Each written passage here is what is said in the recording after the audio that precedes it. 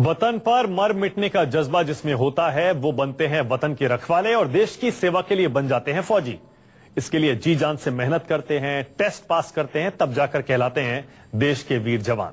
लेकिन कुछ ऐसे हैं जो शॉर्टकट से फौज में शामिल होने का ख्वाब संजोए हुए थे।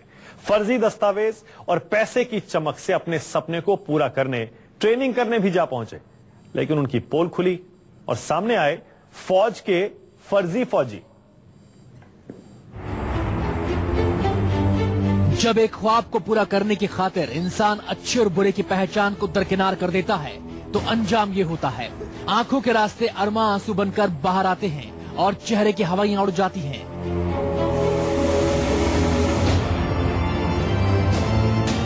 और बदनामी होती है सो अलग। बात यही खत्म नहीं होती, फर्जीवाड़े की सजा में जेल भी काटनी पड़ती है, जैसे चारों जा रहे हैं।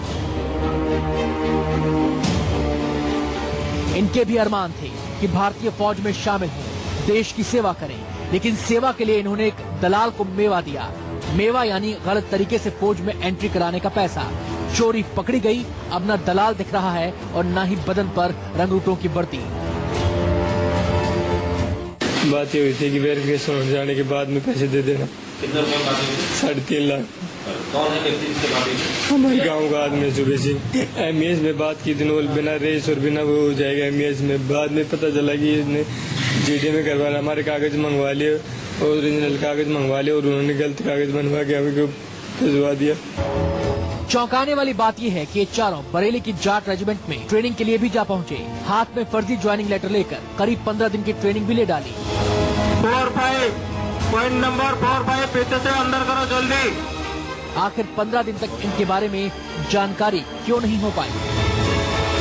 पड़ोस में गांव का लड़का है, दोस्तपुर का, उन्होंने पहला फुसला के बोले आपको नौकरी लगा देंगे, आप चलो दिल्ली। आप दिल्ली कैंटीन बुलाता था सर, और उसका नाम रेशम ही बताया था।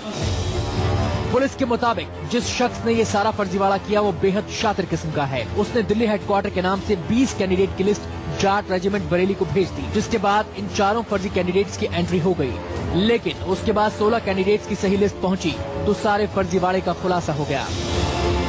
जाट सेंटर द्वारा इन चार व्यक्तियों को लाया गया है जो फर्जी कागज बना के इनको रेशम नाम के दलाल द्वारा दिल्ली में मिलके यहाँ पे उसको भर्ती कराया गया और लगभग 1 माह से ट्रेनिंग कर रहे थे। जब इनके मूल दस्तावेजों की जांच हुई तो उसमें फर्जी पाए गए, तो इनके खिलाफ मुकदमा दर्ज करके विवेचना की जा रही है। इसमें रेशम दलाल का नाम ओम प्रकाश में आ रहा है। विवेचना गहनता से की जा रही है, जो भी इसमें दोषी होंगे सब जेल भेजे जाएंगे। इन चारों की माने तो इन्हें फंसाने वाला शख्स जान पहचान का है, जिसने हर एक से 4 लाख रुपए लिए और नई दिल्ली रेलवे स्टेशन पर ज्वाइनिंग लेटर देकर कहा जाओ जाट रेजिमेंट में नौकरी करो, और उसके बाद से वो गायब हो गया। सवाल यह है कि जिस फौज के हाथों में देश की सुरक्षा है वहाँ इतनी बड़ी चूक कैसे हो गई? आखिर कोई 15 दिन तक कैसे ट्रेनिंग सेंटर में जाकर ट्रेनिंग ले पाया? सवाल गंभीर है, क्योंकि आतंकी भी इसी तरीके का इस्तेमाल कर सकते थे। नीरज आनंद, न्यूज़ 24 बरेली।